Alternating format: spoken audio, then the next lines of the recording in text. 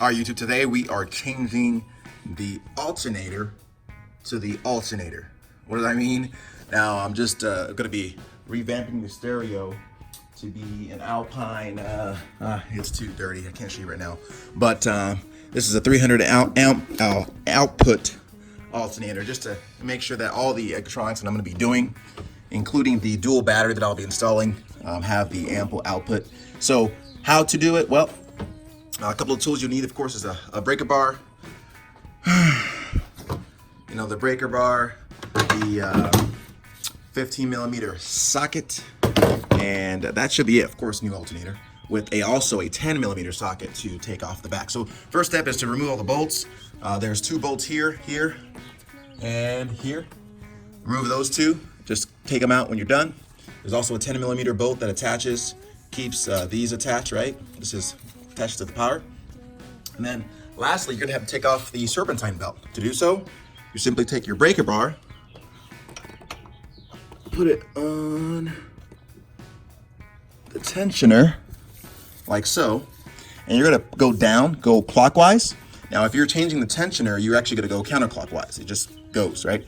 But you're gonna go clockwise, see the belt releases. Now, one thing before you do that, very, very important to either get a board or a paper and draw out this belt diagram, because if you're changing things, maybe it falls out, you're gonna have to put it back the exact same way.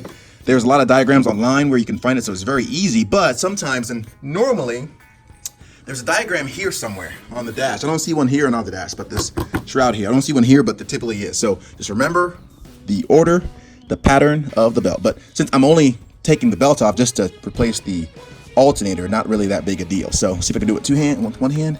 Let's do it like so. And let's try this one more time. Let's see what we got. See how dexterous I am. Can he do it? You know what? I think I can.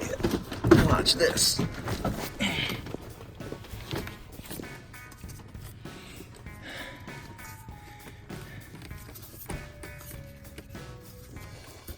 Okay, I can't. All right, got it out. So family, you guys know I'm all about working smarter, not harder. You're gonna have to remove this little connection that goes in here.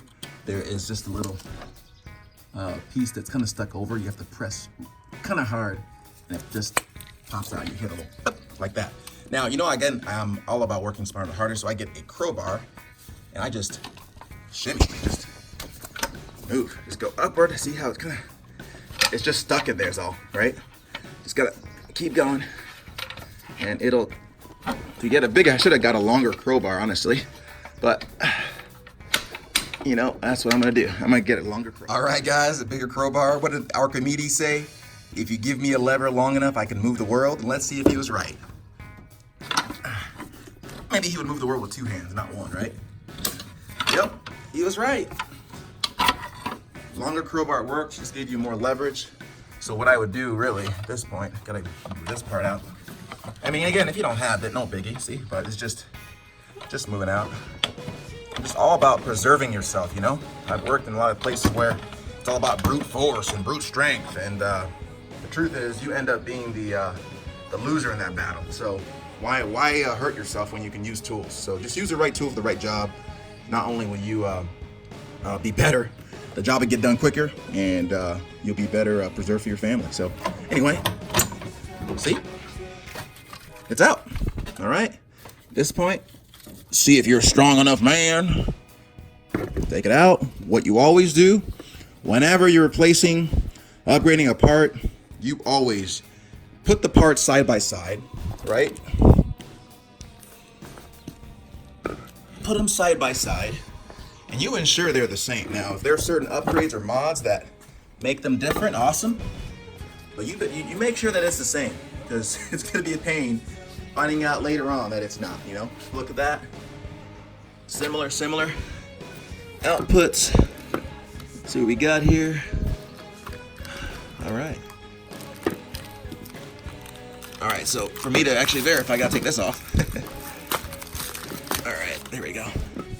Now we can put apples to apples.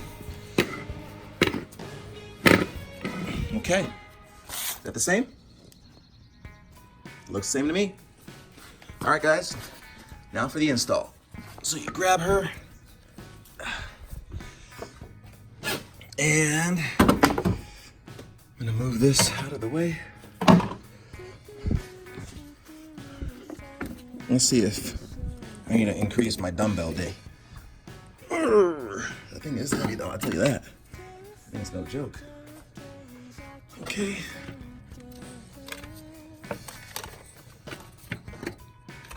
Select there.